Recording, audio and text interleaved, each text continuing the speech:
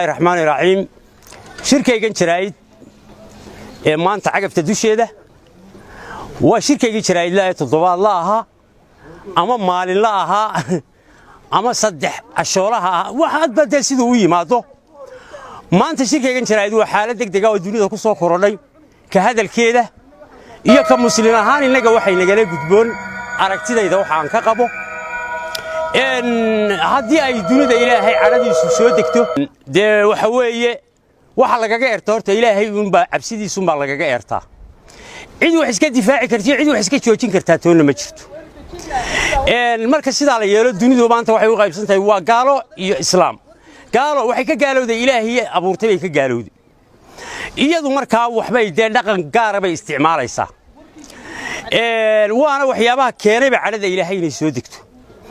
maxaa hadaba kala gudboon iyagu waa kuwa geeri ma ogola iyagu dhimasho ma ogola inagu se dad islaam ah baynu nahay dad dalalka islaamka ahi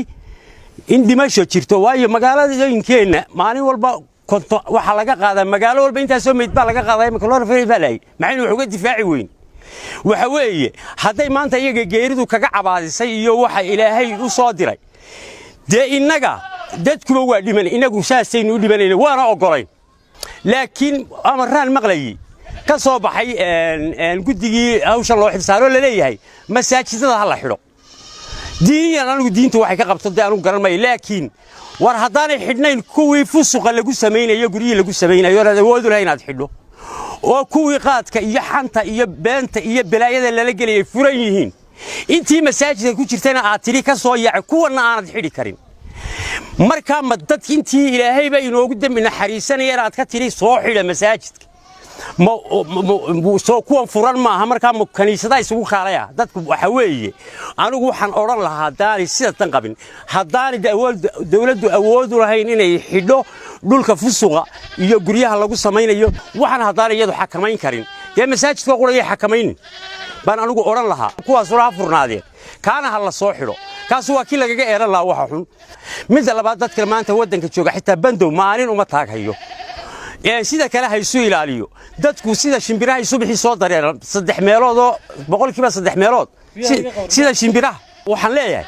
war dawladda hadaan ay awood u lahayn meelihii المرفشيدي الماليه البابدي كله هداني حليبا كارين مساجدكي هلا حلو أنا قم قبوا إني ده وماشي لقى إيران الله أنت هاي الباب إلهي نوجد من الله في مساجدك وجرته ما قال هذا برعوا حكى عليه ولا يقول نبال لقى هلا خير برعوا صويا عرا وحيد هذا نك لقى هلي بالسوق إيجل هذا وكيل لقى عرا لها دولة كانوا يدو واركن نقطة markaas la ninkii waa laga waayay markaas waxaan isla soo sawiraynaa ninka laga waayay warbaldadkeena waa yahay hataarad wax xakamayn karayso dawladuna de wixii nidaamkii wixii ay wax ka qaban karayso talaabadeeda ha qaado wixii nadaafad laga hortagayo wixii kale ay qaban karayso dad baan maqlayay miyiga ha loo baxo oo miyiga ma gurigaaga aad ka aragtay dadka boqolkii saddex meelood oo laba meelood baqti bay ku sugan yihiin hadaad adigu lacag miyiga ugu rarto hayso horta ma eegtay kuwa kan marka leedahay miyaha loo war sida kale dadka nidaamkiisa ha la qabto dawladdu wixii ay qaban karayso ha qabato dadku hays ilaaliyo nadaafadiisa ha ilaashado in hadaba la dadaalo oo nadaafada lagu dadaalo oo dadku kala fogfogaado oo sida loo hogaansamo wacyigelinta dee wasaaradaha ay caafimaadku bixinayo culimadu sida ay qabto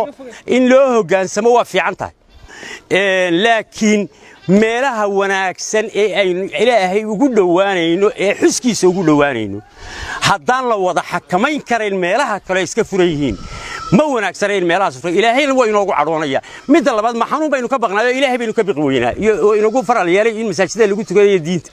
marka ma xanuun baynu ka baqnaa